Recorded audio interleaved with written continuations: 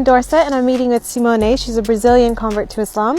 I met her through a mutual friend of mine and I was completely intrigued by her story of change and sacrifice that she made to become Muslim, so I'm here to hear some of those stories.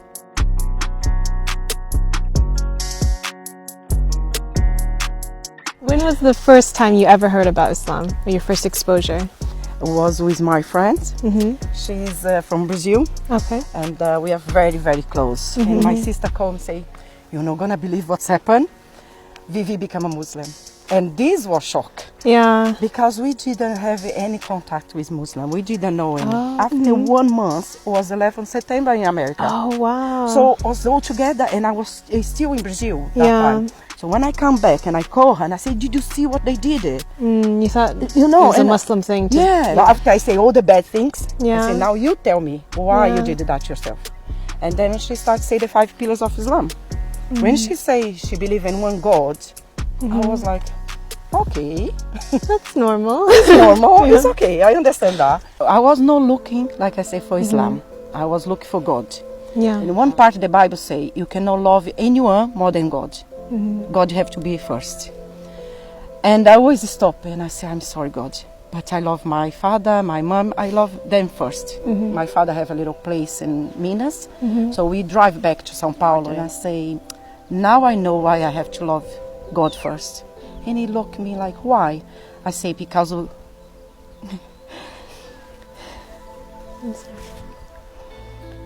because God give me you as my father, and I cannot thank you enough. I couldn't choose a better one. My father passed away. I'm so sorry. When I get there, I couldn't feel my belly.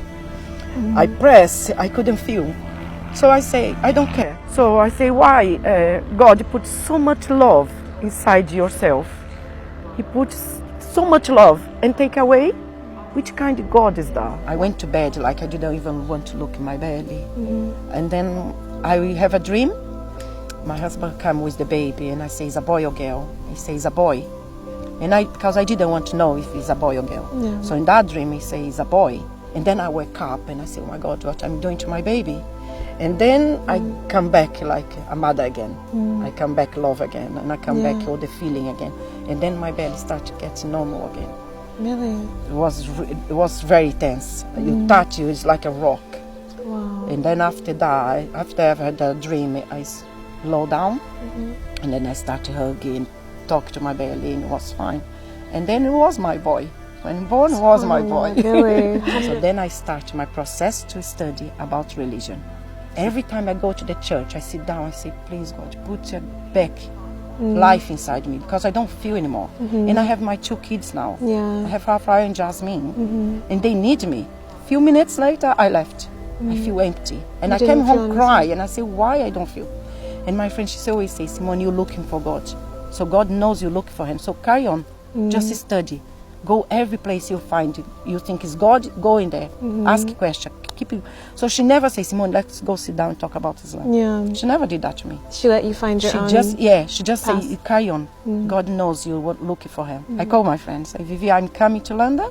I went to talk to her, and then we sit down, and then she started to tell me about Islam and explained, and then she write for me how to pray, and all the way back I was thinking, "Oh, what I do?" You were like... Yeah, I say, "I'm gonna see." And then one day I put my head on the floor and I say, "Please God, guide me," because I started like Islam.